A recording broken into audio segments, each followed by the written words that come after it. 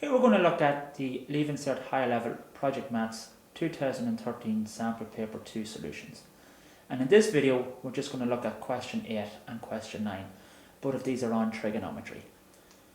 So first of all, in question 8, a stand is being used to prop up a portable solar panel.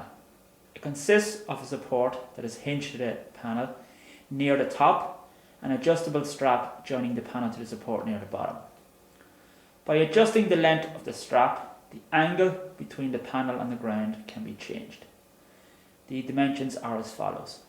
So the distance from A to B is 30 centimeters. So you can see that there stands for the length of the panel. The distance from A to D is CB, and these are both 5. So AD is 5 and CB is 5.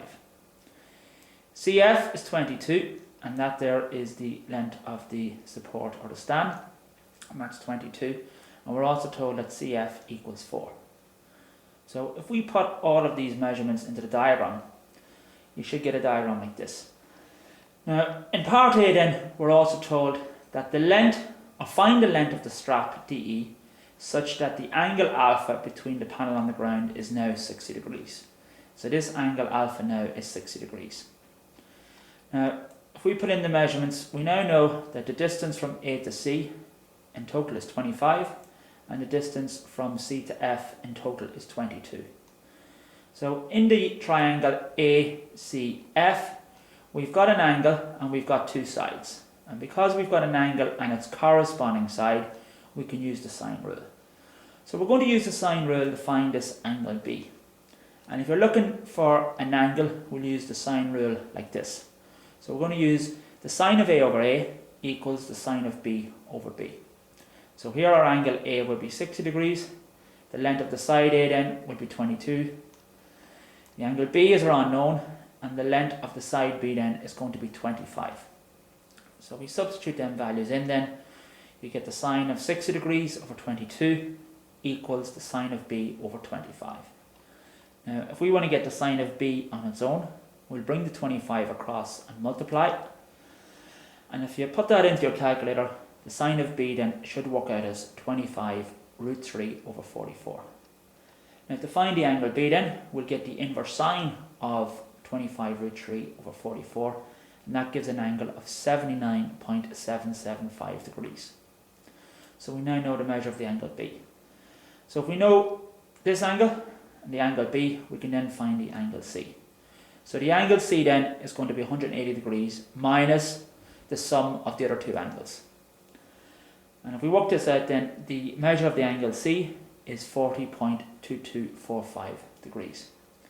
So it means now in the triangle DEC, we have this angle C, and we have the distance from D to C, which is 20, and the distance from C to E, which is 18. Okay, so if we put in that angle there of 40.22 degrees.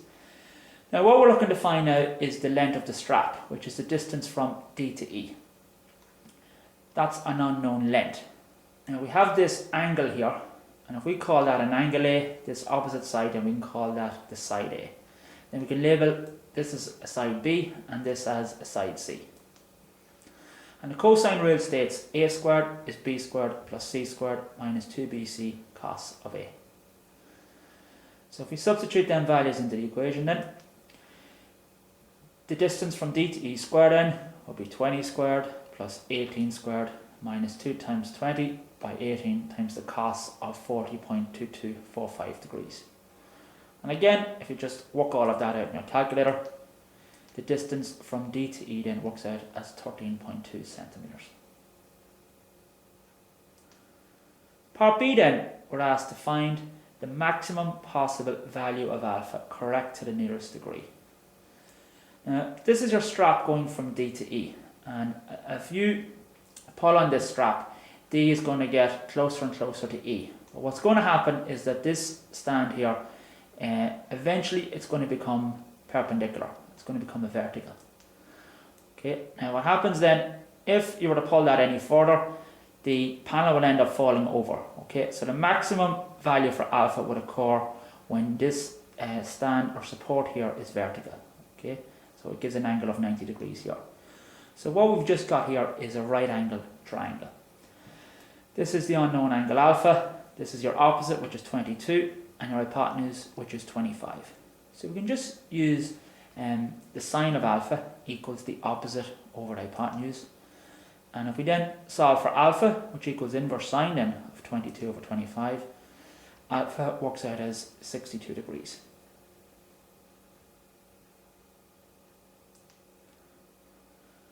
Question 9 then, we're told that a regular tetrahedron has 4 faces, each of which is an equilateral triangle. A wooden puzzle consists of several pieces that can be assembled to make a regular tetrahedron. The manufacturer wants to package and assemble the tetrahedron in a clear cylindrical container with one face flat against the bottom. If the length of one edge of the tetrahedron is 2a, show that the volume of the smallest possible cylindrical container is 8 root 6 over 9 pi a cubed. So here we've got our cylinder, which is the blue shape, and inside that then we've got our regular tetrahedron. So we're going to mark in as much information as we can on our diagram. Now here, this point O would be vertically below D, and if we construct the radius, which is the distance from A to O, another radius going from O to B, they're both R. We can also construct the vertical height, h, and that there would represent the height of the cylinder. So what we need to do is we need to find out what R is in terms of A and what h is in terms of A. Now in the triangle OAB, okay, now we know that the measure of this whole angle here, CAB, is 60 degrees. So the measure of the angle OAB would be 30 degrees, and similarly the measure of the angle ABO would be 30 degrees. If they're both 30, it means that the remaining angle then would have to be 120 degrees. So in the triangle OAB, we've got 3 angles and we've got 3 sides. So we're going to find out what R is in terms of A. So we can just use the sine rule here.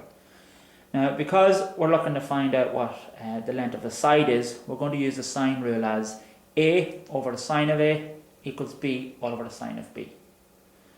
So in the triangle OAB, we can state that R over the sine of 30 is going to equal 2A over the sine of 120 degrees. And again, if we want to get R on its own, we can cross multiply by the sine of 30. And if you just put that into the calculator, it will simplify as 2A over root 3. So we've now got the radius in terms of A. The next thing we want to find then is the height h in terms of A. Now, the height h is the distance from O to D. Now, you should know that DOB is a right angle triangle. Similarly, DOA is a right angle triangle. So in the right angle triangle DOA, the distance from O to A is R, from O to D is h, and from A to D is 2A. So we can just use Pythagoras' theorem in that right angle triangle.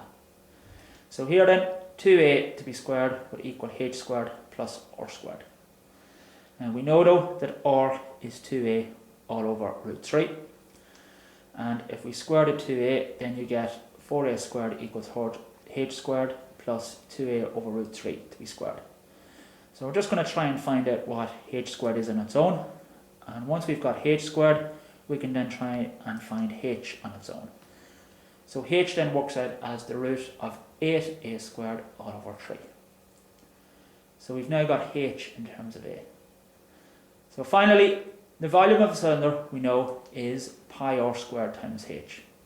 We know what r is and we know what h is in terms of A. So if we substitute in, the volume equals pi on 2A over root 3 all to be squared times the root of 8A squared all over 3. Now if we square out and multiply, you get 4 pi a squared over 3 times 2 root 2a all over root 3. Now when you're multiplying fractions, you just multiply top by top and bottom by bottom. And if you do that, then you get 8 root 2 pi a cubed all over 3 root 3. Now if we want to get our answer in its simplest form, we'd like to get rid of surds on the bottom. So we're going to multiply top and bottom by root 3. And if you do that, you get 8 root 6 pi 8 cubed all over 9, which is the required result.